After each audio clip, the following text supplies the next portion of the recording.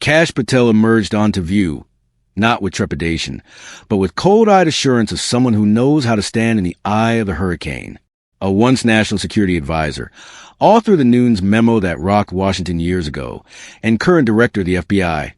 Thiel's name has been a synonym for a long time.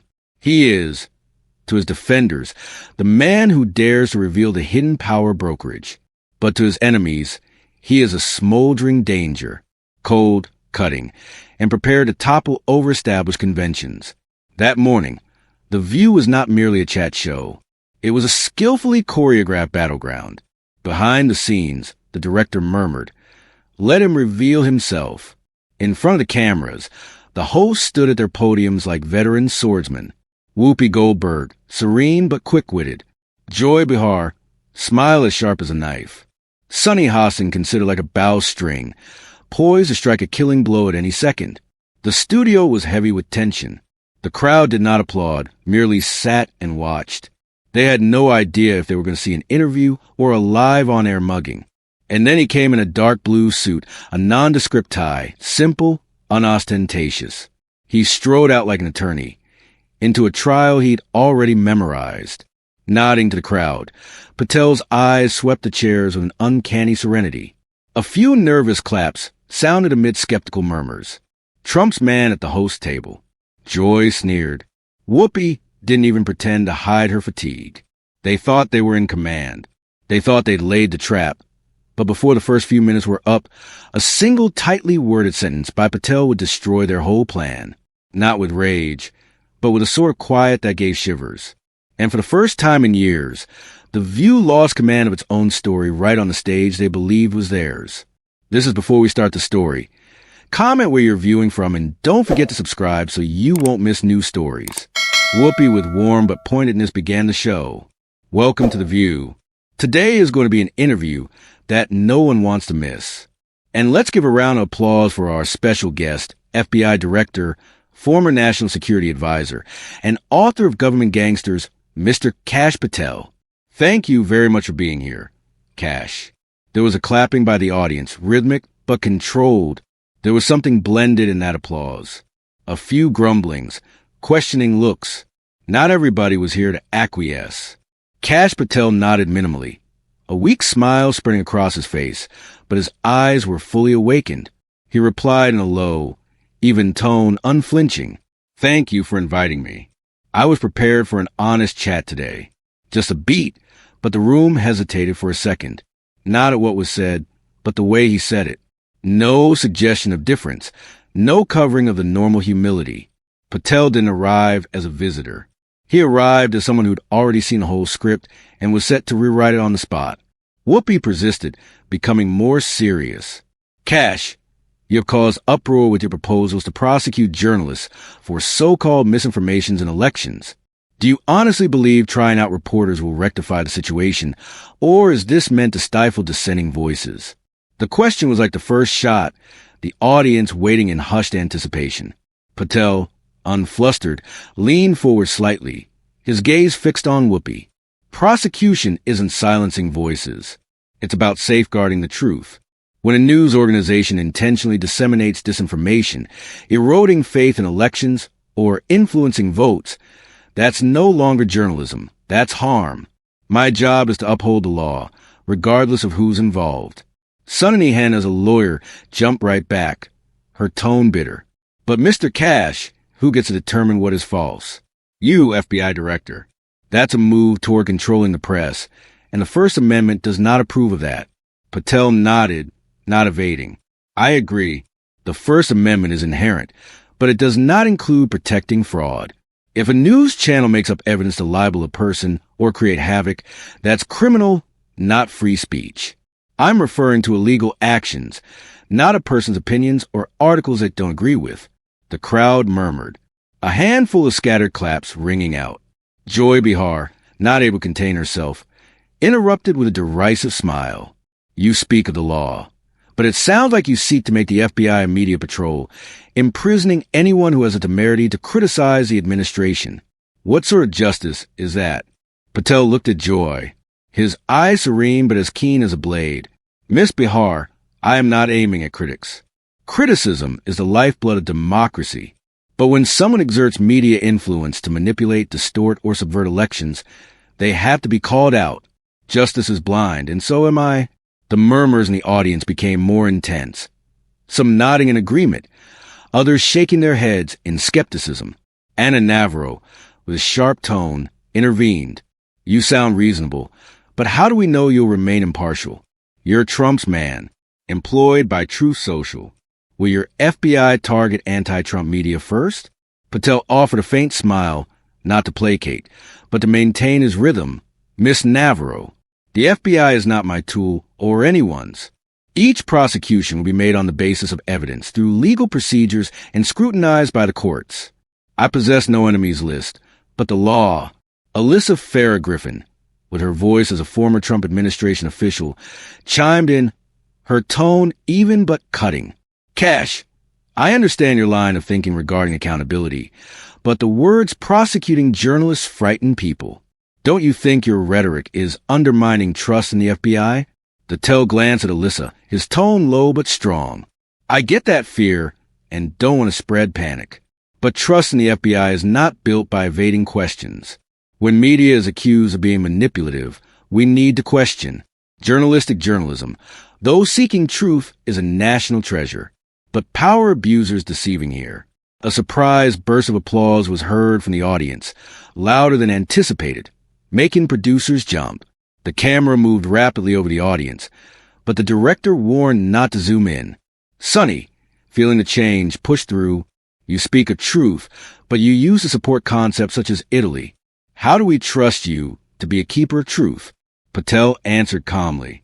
Miss Poston, I'm not here to argue about ancient charges. I'm here to discuss accountability. If there is proof a media outlet violates the law, I'll prosecute. No proof, no prosecution. Fair and transparent. The applause again, more loudly, more forcefully, and unremittingly. Some of the audience members even rose. In the back rows, a voice was heard to cry out, Keep going, Kash. Joy Behar stumbled, juggling her note cards, her eyes scanning the room with apprehension. Next to her, Whoopi Goldberg was leaning forward as if to try and stop her, but the lights and the applause established the fact. The audience was hanging on Kash Patel's every word. Patel did not have to take advantage of the moment. He simply sat there unruffled as if in his own office, fingers lightly placed on the armrests, his eyes scanning every host like a chess master, silently waiting for the opponent's mistake. The hosts hushed among themselves, their faces no longer radiating their normal confidence. They had anticipated a slip on the prosecuting media issue, but Patel not only did not slip, he turned the room around in his favor. Just then, Alyssa Farrah Griffin, the sole host to have worked in the Trump administration, interrupted. She was blunt, her tone firm but piercing. Kash, you were President Trump's close advisor on the Nunes memo and subsequently involved with Truth Social. How? Then, can the public be assured that as FBI director you will act independently and not simply do Trump's bidding? The query was as pointed as an arrow to Patel's allegiance. The audience held its collective breath, waiting. Patel leaned forward, his eyes intense, his voice low and commanding. Miss Griffin, I do not dispute my allegiance to President Trump, but the FBI is not a tool for any man, nor for him. My responsibility is to defend national security and serve the American people, not a party or an individual. Joy Behar, never missing a beat, interrupted, her voice heavy with sarcasm. Oh, really? You penned a children's book referring to Trump as King Donald. That is blind loyalty, not working for the country. You think we are supposed to buy that you're unbiased? Patel smiled. In order not to diffuse, but to stand firm. Behar, the children's book was a humorous tale, not policy. But if we're discussing loyalty, I'm loyal to the Constitution first.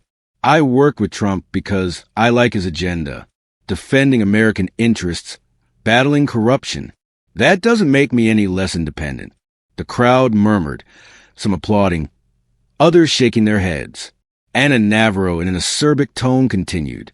But Mr. Kash, you counseled Trump Media, a business broadcasting Trump's message.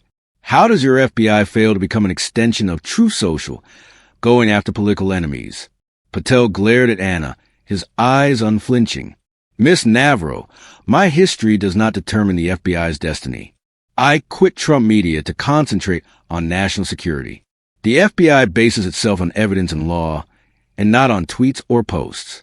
A political rival who breaks the law will be investigated no matter whom they support. There was more applause than ever before, with some people in the audience standing. Sonny Holland, feeling the wave, struck back. You like to brag, but you previously referred to FBI officials as gangsters for investigating Trump. That's not upholding the law. That's upholding Trump. Will you apologize for saying those things? Patel paused slightly, his voice still firm. Miss Hostin, I stand by every statement. When certain FBI agents misuse power to harass a presidential candidate on questionable grounds, that's abuse of power. I'm not defending Trump because he's Trump. I'm defending every American's right to be treated fairly under the law.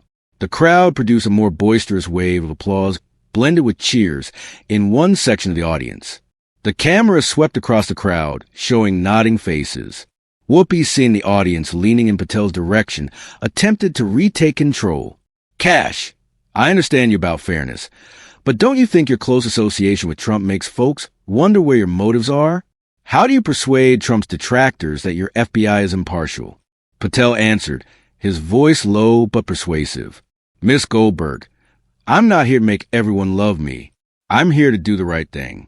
Neutrality does not equate to sitting idly by.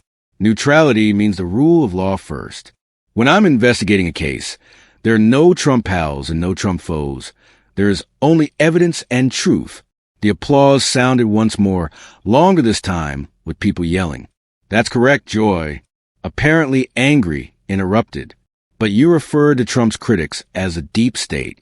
You're not uniting the country, but dividing it. Patel glared at Joy, his voice unchanging. Miss Behar, I refer to the deep states as individuals who use power to manipulate the system for personal advantage, irrespective of whom they are fighting against.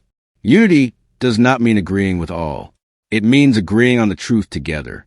And I will not cease to pursue the truth, even if it discomfits someone. Anna, attempting to stand firm, asked in a rush. So you'd investigate Trump if there's a case of wrongdoing or merely his political opponents? Tell responded immediately without hesitation. Miss Navarro, if evidence exists, anyone from the president down to civilians shall be investigated. There are no exceptions under the law. Patel remained seated, his eyes serene, as though he'd seen it all coming. The hosts hushed nervously, Joy drumming on the table, Sonny shaking her head. They believed the Trump loyalty issue would catch Patel off guard, but he not only resisted, he used it as ammunition, gaining the support of the audience. Anna Navarro, not giving Patel a moment's peace, moved on to a new subject in an acute tone.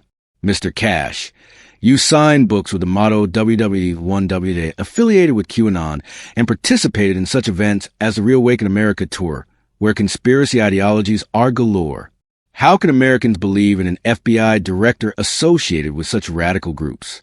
Patel, unfazed, stared directly at Anna, his tone deep but audible.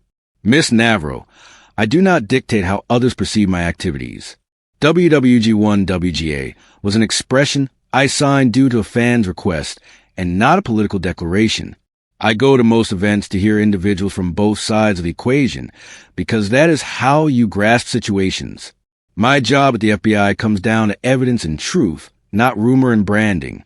Anna, not pleased, shot back. But you can't play dumb money. Cannon is branded a security risk by the same FBI you command. You appear at those sites, sign those slogans. You're facilitating extremism. Do you feel like you're wrong? Patel smiled slightly, not to play, but to remain calm. Miss Navarro, I do not facilitate any group. As an attorney, I understand the power of conversation, even with those you disagree with. I attend events to listen, not proselytize.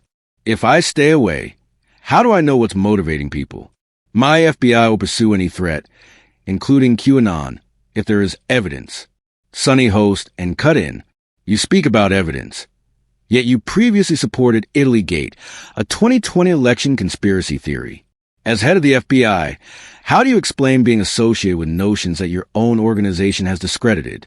Patel glanced at Sonny, his eyes never wavering. Own! I never supported Italy Gate or any conspiracy theory. I pose questions like every attorney would when there's suspicious information, but the FBI doesn't pursue theories. We pursue facts. If I don't have evidence, I don't go there. That's how I do things.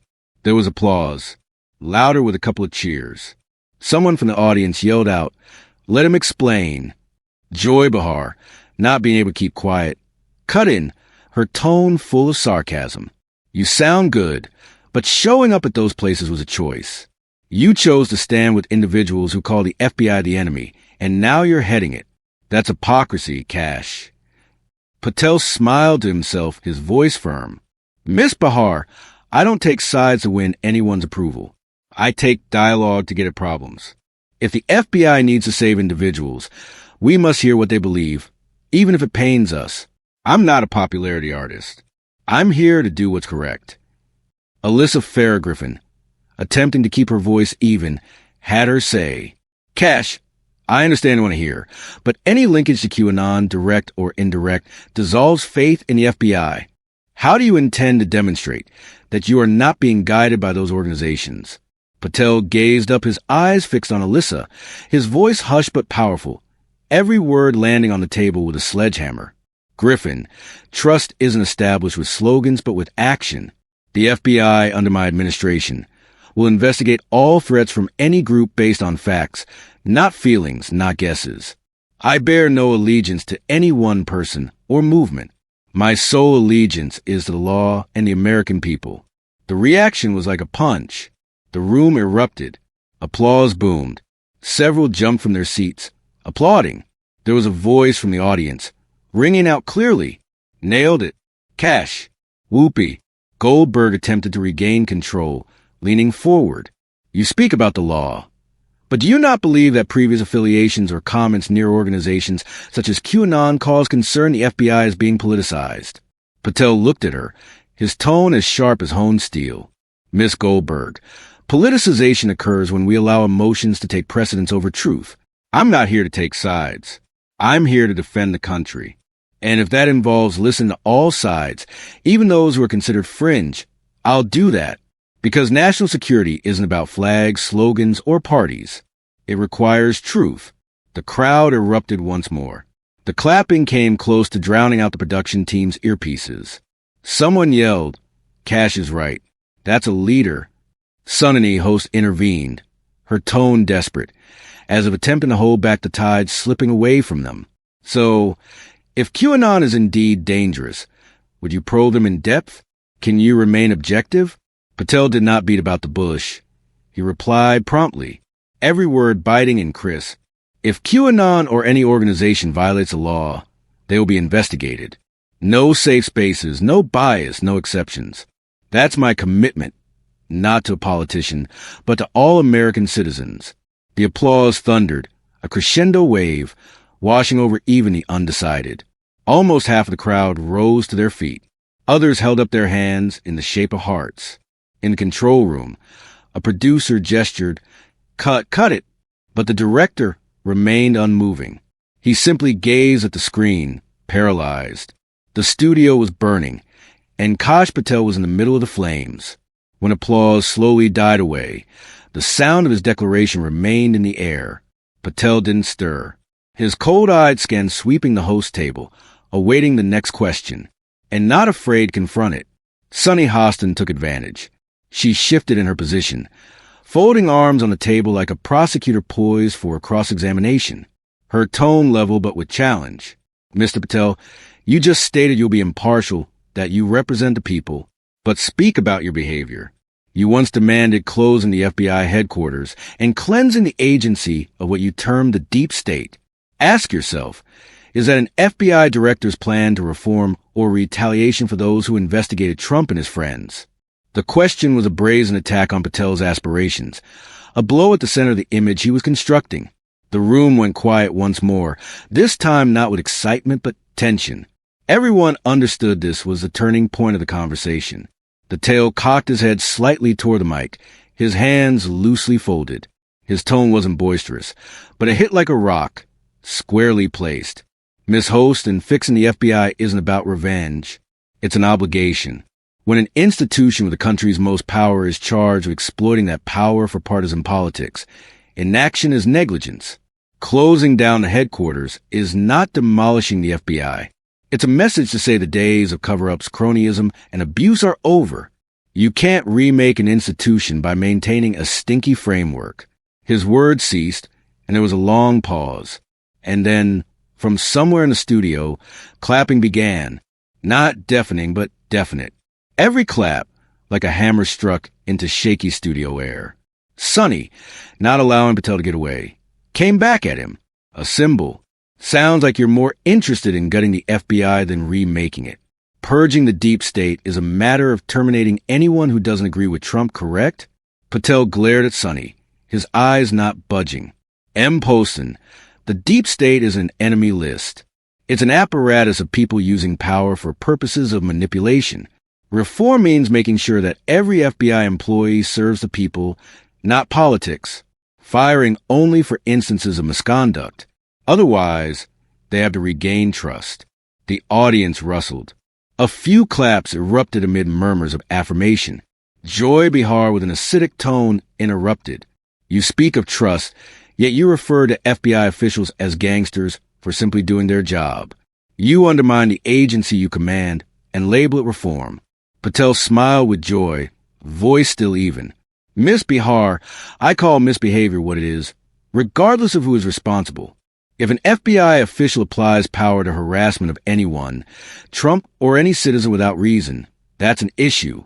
Reform is to defend the FBI from such acts, not to undermine it. Applause swept louder as some members of the audience stood, applauding. Anna Navarro, not giving ground to Patel, continued in a biting tone. But to close the FBI headquarters, a symbol of law enforcement, is outrageous. Don't you believe that erodes trust in the agency more than creates it? Patel answered with his eyes on Anna. Miss Navarro, sometimes you have to tear down outdated symbols to build something better. That headquarters bears J. Edgar Hoover's name, a man who abused power for decades. Moving the FBI out says we put the people above the past. Trust doesn't come from a building.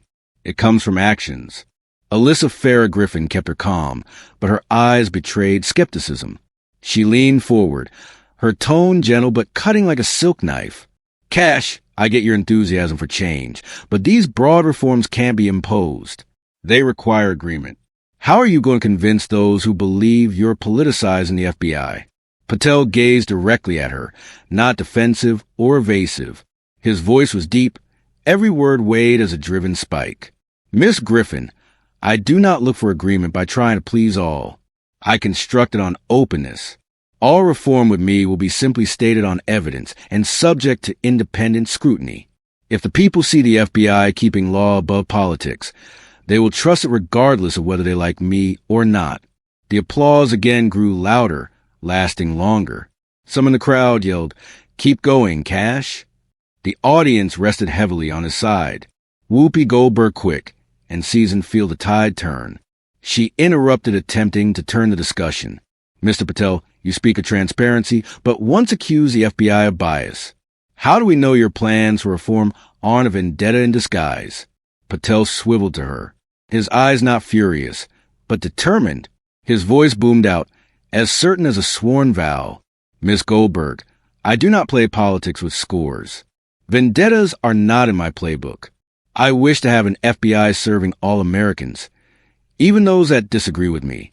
If I chase anyone down, there'll be proof before the court, not prejudice, not emotion. The room exploded. Whistles of applause and scraping chairs as people rose filled the air. Someone in the middle rows yelled, "You're doing the right thing, Kash."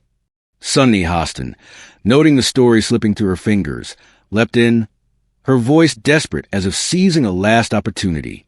If that is what you believe, then how will you deal with FBI personnel who oppose your reforms? Fire them to maintain control. Patel did not hesitate a moment.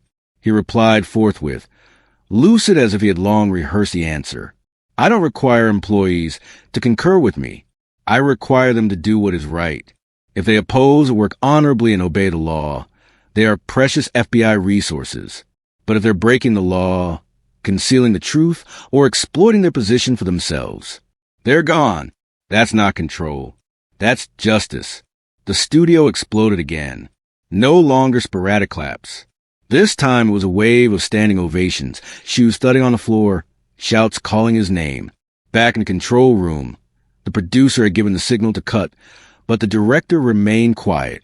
He understood television does not always make moments. It documents them when they occur. And at this moment, it was occurring right before their eyes. Sunny Hassan, determined to catch up, attacked. Her tone as cutting as a knife. Mr. Patel, we've heard you discuss prosecuting the media, Trump loyalty, QAnon affiliations, and FBI reform, but all hangs on one question. How can Americans trust you're not Trump's enforcer, making the FBI a weapon to use against political opponents? That's what you actually want, right? Patel leaned in, his eyes fixed on Sunny, his voice low and resonant, as if making an announcement. M. Poston, when officials and media make themselves the judges of justice, they steal the voice of the people. The words landed like thunder. The crowd erupted, roaring applause. Several on their feet, one yelling, "Speak money." Patel, unflinching, went on, his voice steady but forceful. I'm not here to be Trump's or anyone's servant. I'm here to stand up for every American's right to live in a nation where truth is not distorted. Desire justice? Begin by listening, not judging. The crowd applauded. Cheers overwhelming producers' earpiece murmurs. Whoopi, her own eyes revealing discomfort, attempted to interrupt. Kash, you speak of listening, yet your actions reshaping the FBI, threatening the press, ringing with control, not protection. Don't you notice that? Patel faced Whoopi squarely, his eyes unwavering, his voice boomed out, slow and resolute. Miss Goldberg, control is where individuals are made to remain quiet. I would like them to talk as long as they tell the truth. The FBI under my command will not pursue anyone for their opinion. We pursue criminal activity. That's where the difference lies. And that is clear as crystal. Applause overwhelmed once more, hardly subsiding when Joy Behar spoke up, her tone loud and indignant. You sound so virtuous, yet you spoke of Trump's critics as enemies. That is not the rhetoric of one who seeks to unite. That is polarizing rhetoric. Patel bristled unfazed. His eyes penetrated depths of prejudice. The hard enemies are not the dissenters. Enemies are those who misuse power to manipulate facts and destroy the faith of the people and institutions. I am not polarizing. I'm just stating things the way they are. And if the truth is going to make someone uncomfortable, then that's their issue, not mine. The room caught fire. Cheers, yells, chairs scraping as many jumped to their feet. A member of the audience shouted, "Keep going, Kash." Anna Navarro attempted to change the momentum, her voice cutting and quick like a slashing blade. Mr. Patel, you claim to seek truth, but you propagate conspiracies from Italy Gates to deep state's conversation. How can the public have faith your FBI won't keep pursuing those? Patel didn't flinch. He stared directly at Anna, every word punching like a hammer on steel. Miss Navarro, my FBI won't pursue rumors. We pursue evidence. I ask questions because that's what lawyers do. But as the leader of the FBI, there is one rule. Truth, and truth doesn't require ornamentation. The crowd reacted like a tsunami wave. Raucous applause. Many on their feet, hands raised high like at a campaign rally. Alyssa Farrah Griffin attempted to take backspace, her tone neutral but authoritative. Kash, I believe you pursue truth, but your words like purge, prosecute, make people fear you're targeting anyone not in Trump's camp. What will you do to ease that fear? Patel nodded slightly, as if he'd long awaited this question. His voice was low, but its weight silenced the room. I am not here to reassure everybody. I am here to do what is right. All reform decisions will be made public. All investigations by facts and all under public eye. Anyone believing I am going after them for politics. Look at the record. It'll speak the truth for me. The applause was deafening. Almost the whole audience rose, shouting, whistling loudly, "Kash! Kash!" Sunny host, with nothing else left, delivered a last shot, her voice desperate as if struggling to keep the floor. So, do you acknowledge that your move from QAnon to FBI reform has contributed to undermining trust in the agency? Patel did not even blink at her. His answer quick, as if tempered by experience and reason. Miss Host trust does not collapse under interrogation. It collapses under veiled deception. I do not split. I face the truth. And if the truth will offend, they should ask themselves, are they more afraid of the truth or losing control? This time there was no uncertainty. The studio exploded. The crowd jeered, applauded, shouted his name. At the host's table, the faces of the panel were altered, no longer assailants, but individuals fighting to maintain mastery over their own story. Whoopi ran a hand over her hair. Sunny clenched her lip harder. Joy threw her papers onto the table as Anna and Alyssa hissed tightly. They believed Sunny's last question would knock Patel over, but he not only held his ground, he built to a crescendo with the audience on his side. The studio in emotional turmoil.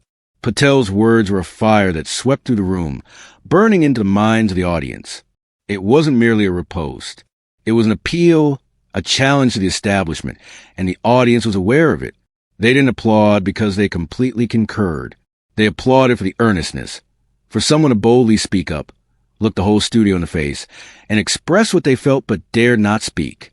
Patel just sat there, no smile, no triumphant face, just the calm eyes, as if he'd merely done what was required of him. The control room producer gave the cue to rap, but nobody saw. The crowd continued to applaud, not wanting to leave. An assistant hissed over the earpiece. We lost the story. The director nodded, dazed eyes. They wanted to make Patel lose, but he didn't just stand firm. He took the view as a stage. Whoopi breathed deeply, attempting to regain a professional tone. She smiled weakly, but her gaze did not leave Patel. We'd like to thank Mr. Kash Patel for visiting with us today. It looks like we've had an above-expectation conversation. Joy Behar, no longer sneering, nodded slightly. Sunny Ho sat back in her chair. Her eyes calm, and A.A. Navarro and Alyssa Farrah Griffin remained quiet, providing only nods as if finally recognizing this was no typical exchange. Patel stood nodding his appreciation to the panel. He had no need to utter a word more. His silence, a room just filled with sound, meant more than any words. The clapping rose once more, this time not for debating, but for closure, a closure no one on the Views team had ever expected, and most assuredly no one could dictate. The cameras backed away as the theme music of the show appeared. On screen, there came words, "The View will be back next week." But in the audience's hearts, both on set and in the millions who were watching via screens, there still lingered one sentence. If the truth makes one uncomfortable, one must ask, are they frightened of the truth or of losing power? And then, one thing became clear. Critic or supporter, no one questioned. Kash Patel did not arrive for an interview perspective. He arrived to change the game. The studio slowly fell silent. But the energy remained, a testament that one man with integrity and guts can change the entire game. Patel did not merely depart. He departed from a studio in disarray, an audience charged, and a message permanent. The View's auditorium gradually fell silent as lights went down, but the reverberation from Kash Patel's performance flowed like an undertow. His statement: when media and officials coronate themselves arbiters of justice, they pilfer the people's voice, didn't just convulse the studio. It burst outside, spreading through phone screens and social media. As the program ended, the audience filed out of the seats. But the narrative did not end. It had just commenced. In a matter of hours, social media erupted. The hashtag #KashanthView trended to #1. Excerpt from the program going viral at warp speed. One brief segment. Patel saying his turning line, the audience on their feet and applauding, garnered millions of views by dusk. Users shared raw emotions. One account wrote, "I don't support Trump, but Patel's right. The media can't play God with justice." Another countered, "He's a danger," masking political ambition with fancy words. Though divisive, no one could deny the moment's magnetism. Online forums were no less lively. On the internet, supporters acclaimed Patel as a warrior taking on an unfair media machine. Opponents labeled him a populist, threatening the politicization of the FBI. But even opponents had to concede Patel made the perspective his platform, reducing the hosts, from Whoopi to Sunny, into unwilling viewers of his act. The media soon jumped into the fray. Stories analyzed each moment of the show, from Patel's serene stare to Joy Bahar's agitation. A sensationalized headline screamed out, "Patel turns a view into a battlefield." Audience sighed with him. Another, coming from the critical corner, declared, "FBI director shocks with dangerous message." But they all concurred. Patel's words ignited a broader debate about the media's role, officials' power, and the people's voice. Meanwhile, the view sank into an uneasy silence. The show's official account posted a brief statement. "Thank you to Kash Patel for a lively discussion," but it was drowned in thousands of comments from Patel supporters to critics slamming the hosts for losing control. An insider said Joy Behar departed the studio visibly agitated, snapping at an assistant that he was too smooth. Sunny remained mum, refusing post-show interviews. Whoopi, the most experienced, was heard confessing to a colleague, "We underestimated him." Patel, unlike the hubbub, opted for silence. No interviews, no posts, no remarks. He went back to working for the FBI, his words speaking for themselves. The irony was that with this silence, he made his message larger. It was not a TV moment. It was a reminder that it takes one individual with integrity and courage to challenge an entire system. In a world overwhelmed by noise where individuals shout to drown each other out, Patel decided to say little, say it well, and let the truth speak for itself. His words did not settle all arguments, but they opened a window to conversation, to questioning, and a faith that the people's voice matters. When the studio lights were extinguished, Patel's tale continued to glow. Not because he was perfect, but because he had the courage to stand, confront an angry audience, and speak what many believed but dared not say. And in that instant, he showed one honest utterance can shake a nation. Kash Patel's narrative on the perch, with his defining line when media and officials anoint themselves as the arbiters of justice, they appropriate the people's voice, really articulates the polarization and lack of trust in institutions and media in the U.S. today.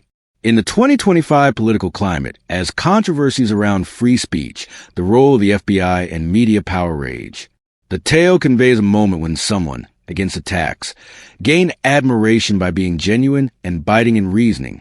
Touches such as the audience rising to applaud, the host's unease, and the viral activity of #Kash on the View on social media indicate the strength of truth-telling lucidly, even amidst hostility.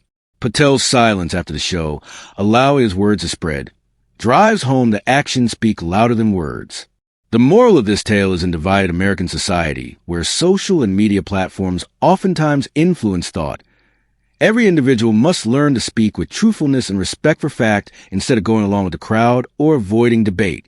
Get inspiration from Patel, taking courage to counter criticism, as when he rebutted QAnon claims by highlighting conversation. Don't be afraid of being branded a question like the audience did when they applauded for Patel. Lastly, behave like Patel after the show. Let actions and words speak louder than words on social media forever. In life, this is about having honest conversations, hearing out opposing opinions, and believing in what you think, even being alone. Subscribe to the channel not to miss real-life moments, such as Kash Patel's journey on The View. Thank you for watching, and see you in the next inspiring.